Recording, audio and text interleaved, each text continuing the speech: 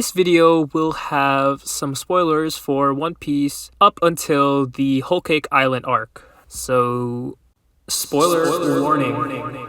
So not too long ago, I caught up with the One Piece anime, specifically the Whole Cake Island arc. Now, my history with One Piece extends all the way back to when I used to watch anime exclusively on Toonami. So this was way before there were services like Crunchyroll or Funimation. When I think back, I have some faint memories from my childhood of seeing Luffy fight Arlong or the Straw Hats journeying to Skypiea. But I was never really able to tie all those things together because I never really watched One Piece religiously, and I never really watched it in consecutive order like that. That goes for other anime back then as well, like Naruto and such. But sometime in around 2013, I started binging it. The fact that I was spoiled on Ace's death before I even started watching the anime kind of accelerated my desire to catch up because I didn't want to get spoiled on anything else. And that was also the first time I was actually spoiled on a major plot point on any anime. And that, ladies and gentlemen, is why YouTube comment threads are dangerous to read sometimes. So I started my journey alongside the Straw Hats, and I ended up catching up when the Punk Hazard arc was actually airing. You know, having binged an anime that has so many episodes for such a long time, I think it took me like maybe a month or two, I kind of was fatigued at the extremely slow pacing of the anime once I'd caught up. You know, sometimes you get like half a chapter per episode, which I'll talk more about later, but it was at that moment I started reading the manga because I just couldn't handle the pace and I really wanted to know more. So I caught up while Dressrosa was still going on. And man, let me tell you, I am super glad I caught up because Dressrosa, as you guys might know if you're already watching this video, is the longest arc in One Piece, 2 years worth of anime episodes.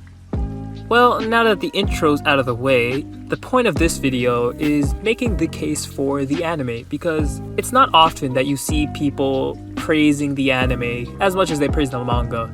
In fact, most of the time, people will crap on the One Piece anime because it has its fair share of issues. So I'm going to be talking about 4 key points, which I'll have on the screen. The anime actually does the important fights justice. Binging the One Piece anime is honestly better than watching it weekly. The added scenes actually builds upon the manga and gives you a lot more context. And who could forget, Eiichiro Oda's comedy is brought to life in the best way possible in the anime. If you've watched the anime, then you know exactly what I'm talking about. So let's get into it. So the anime actually does the crucial fights, usually towards the end of the arc or the climactic points of the arc, incredible justice. Now, I'm not going to go all the way back into the older arcs of One Piece and name every big fight, but I'll just name a few.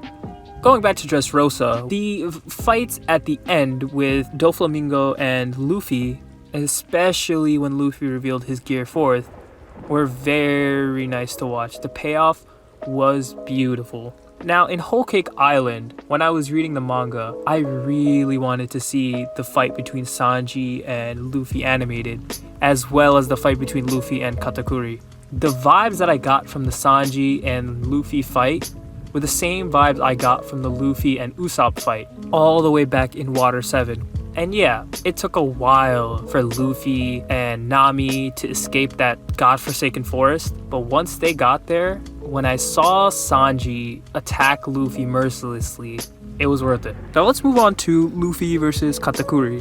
Now this was a fight that was honestly kind of done dirty in the manga. Now what I mean by that is there was so much switching going on between the fight and what was going on with Big Mom that it was kind of hard to be focused on that fight, which was very important for Luffy's development. Now the anime did that fight beautifully. The art of Mirror World, the art of Katakuri, the animation of the fight, the animation when it came to Katakuri's Mochi Mochi abilities was just amazing. Binging the One Piece anime is so much better than watching it weekly.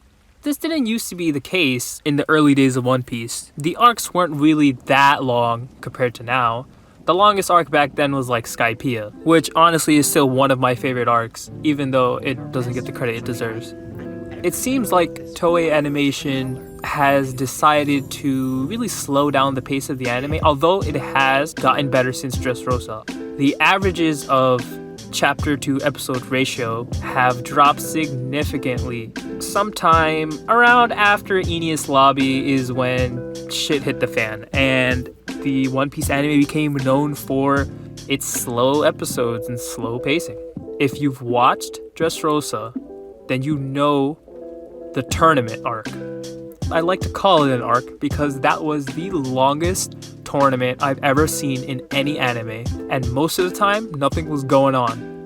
The manga did not take nearly as much time with the tournament as the anime did. I would say my strategy is to binge the One Piece anime arc by arc.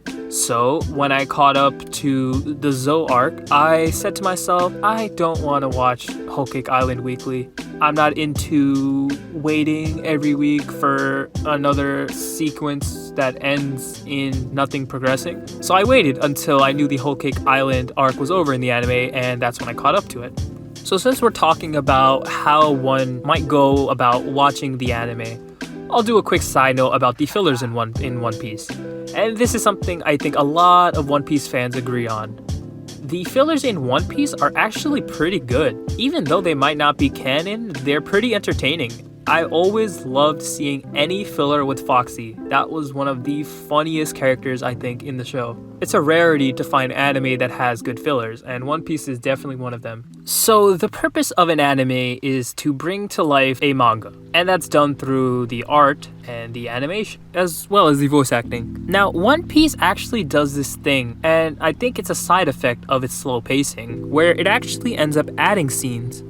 And those added scenes actually add more context to what Eiichiro Oda is trying to do in the manga. So just one example of that is during the fight with Luffy and Katakuri, there is a flashback between Luffy and Rayleigh's training during the time skip. Now, a lot of people were up in arms about how the hell did Luffy get Future Sight so quickly? There's no way he should be on Katakuri's level at all.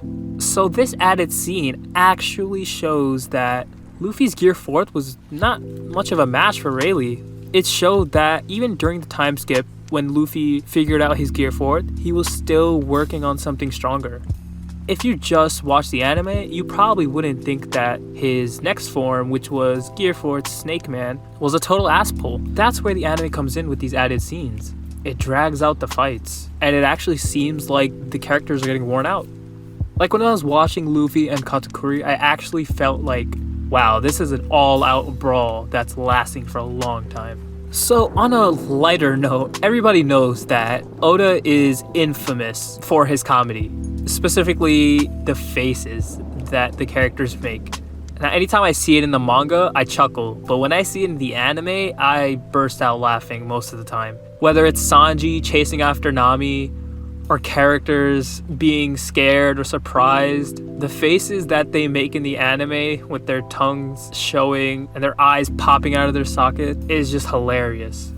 So that's why personally I feel like if you want to be able to take in Oda's comedy in its full effect, I think you need to give the anime a chance. And One Piece is such a colossal franchise that there's so many people on both sides of the aisle.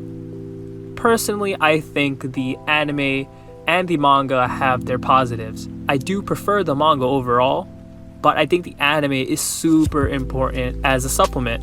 I haven't caught up to the latest arc, which is the Wano arc, but from my friends, I've heard that there's so many good scenes and fights that the anime is doing well, so I can't wait to catch up. Especially since the manga just recently hit chapter 1000 and the anime is not too far out from hitting episode 1000 as well, which is insane to even think about. So I can't wait to see what they're going to do for that episode, and I probably will catch up right before that episode airs. If you guys enjoyed this video, be sure to leave a like and let me know what you guys think about the One Piece anime versus manga debate. I'm curious to hear your guys' thoughts. Regardless, this is a debate that will be going on for a long time because it doesn't seem like One Piece is going to be ending anytime soon. And be sure to subscribe to see more videos like these. I really want to start doing more topic related videos because there's so many things I want to talk about, and I think it'd be kind of fun. Peace.